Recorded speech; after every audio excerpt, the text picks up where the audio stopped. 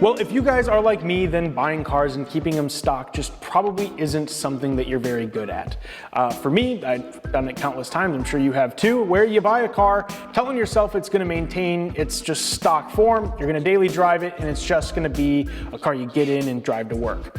Well, lo and behold, a few months later, I'm sure you've done a handful of modifications to the car if you're like me, and today we're gonna be talking about a few platforms that aren't the most fun to modify.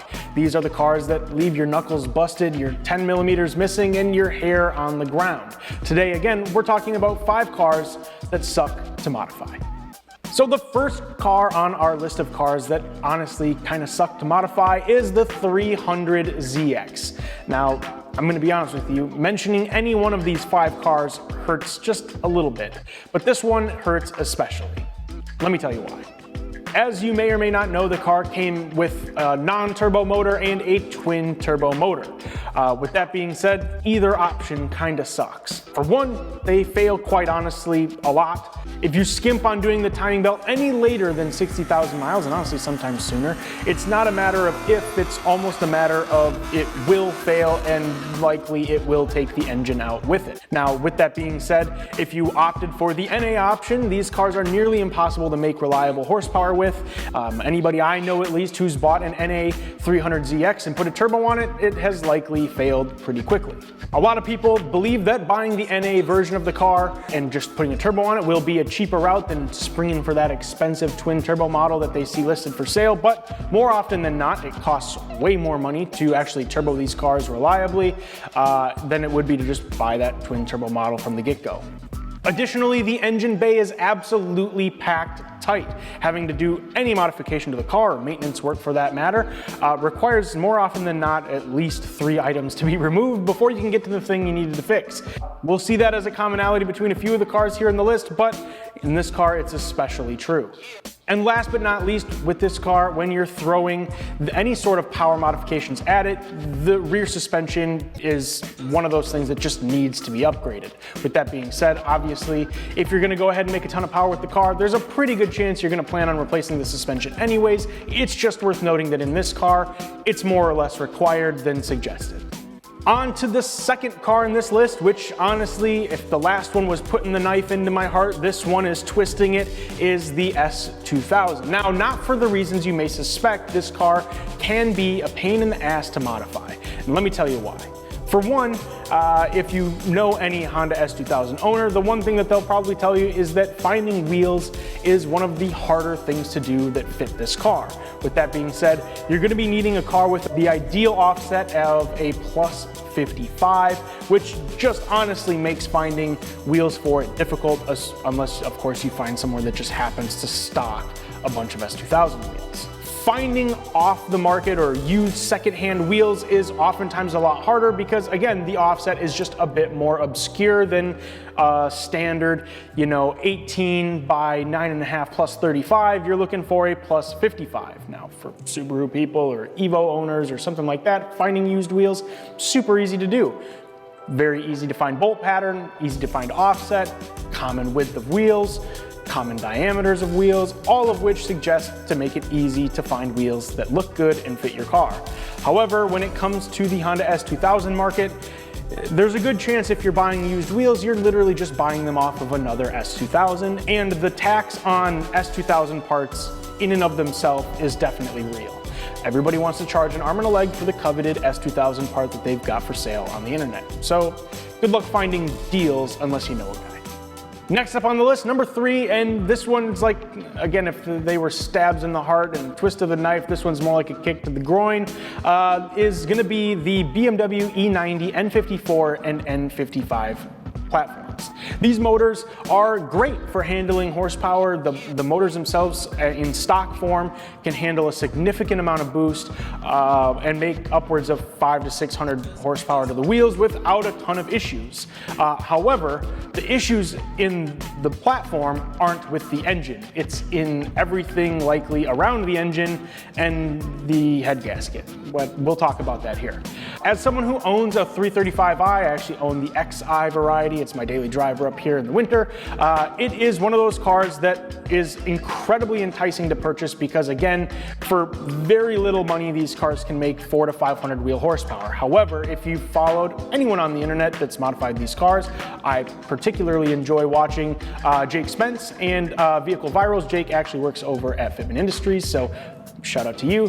But if you're looking at modifying your 335i or any car of yours with an N54 or an N55 platform, you're already gonna know that replacing the water pump, thermostat, head gaskets, high pressure fuel pump, low pressure fuel pump, injectors, head gasket, valve cover, and numerous other things like coolant hoses, etc., are things that you're gonna have to do before you can even really reliably get into modifying the car with some fun stuff. So before you look at spending $1,500 on upgrades to make 500 horsepower to the wheels, as everybody advertises, you're gonna have about $3,000 to $5,000 in OEM maintenance that you're gonna need to do to the car to prepare it for this. Not to mention coils, plugs, you name it, all of that is gonna need to get replaced in order for this car to make anywhere near decent power for more than 5 to 6 pulls.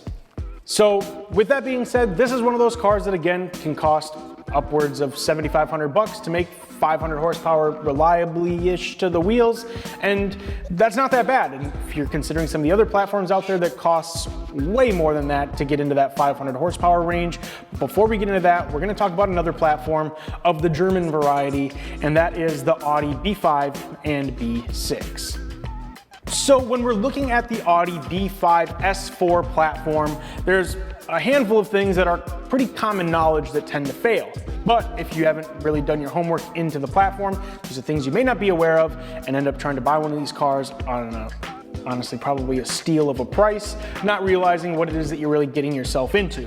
Number one being ignition coil pack failure. This is one of those things that happens pretty prematurely. So again, if you're looking at these cars, ensure that that's something that's been replaced pretty recently. Anybody who buys a car secondhand knows that there's usually a list of things that you're gonna wanna check on, and having somebody sell you a car with maintenance records is usually more favorable than not. However, when it comes to the B5 S4 platform, aside from ignition coil pack failure, you're gonna be looking at the stock turbo failing, you're gonna be looking at faulty torque converters, premature CV boot and joint failure, you're gonna be looking at cam tensioner failure, valve cover gasket failure, and a faulty coolant temperature sensor.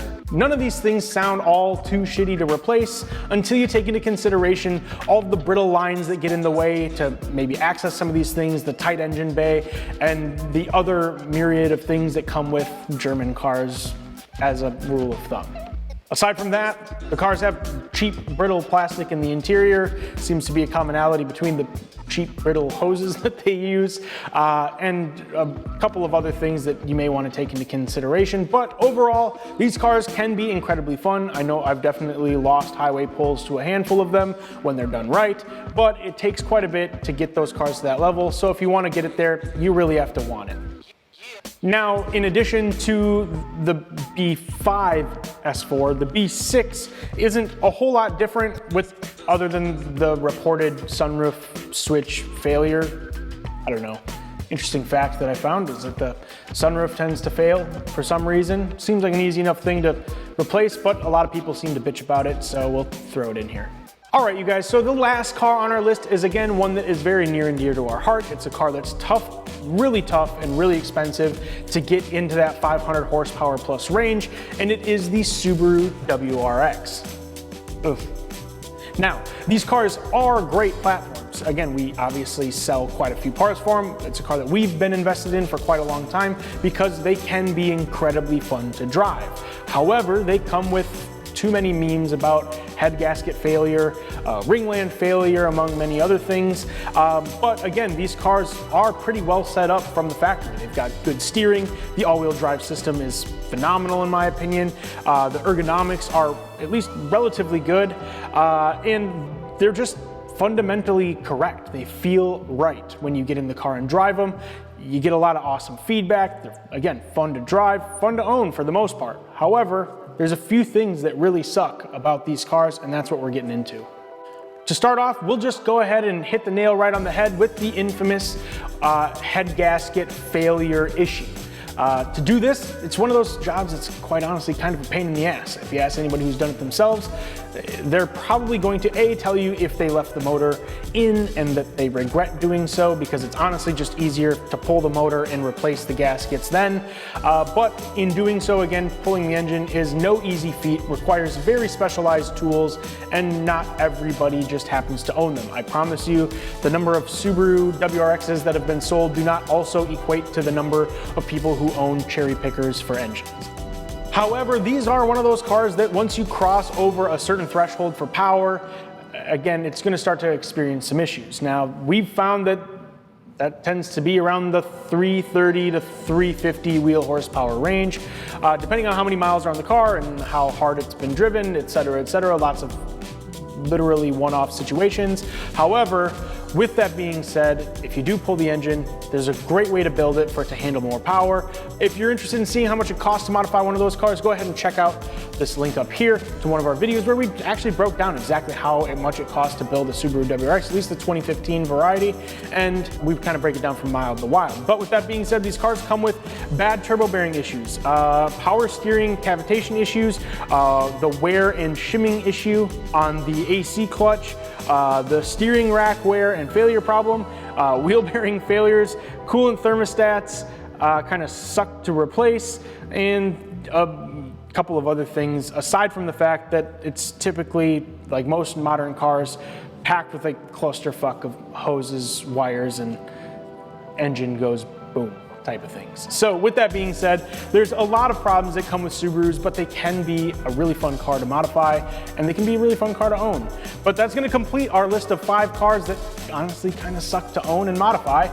So if you guys were interested in this content, go ahead and let us know down below by leaving a comment. Give us a big old thumbs up. If you haven't already, hit that subscribe button. And until next time, we'll see ya. Peace.